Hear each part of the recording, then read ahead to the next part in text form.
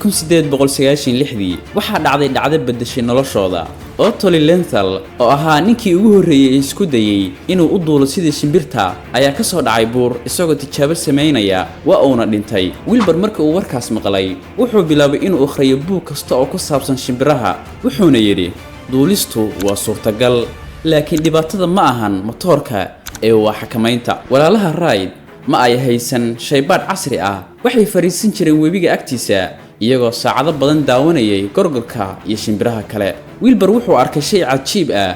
Shimbirtu marka ay rabto inay leexato ma isticmaasho matoor ee waxay xoogaa qalloocisaa darafyada baalasheeda si ay hawada hal dhinac kor ugu qaado dhinaca kalena hoos ugu dhigto. Maalin maalmaha ka mid ah isagoo dukaanka jooga Wilbur wuxuu gacanta ku qabsaday kartoon dhuuban oo dheer wuxuuna bilaabay inuu kartoonkaas labada daraf ka qalloociyo wuxuuna ogaaday haddii diyaaradda baalasheeda dhinac kor loo qalloociyo dhinaca kalena hoos in ay hawada kor u qaadi doonto hal dhinac. Farsamadan waxay u bixiyeen wing warping.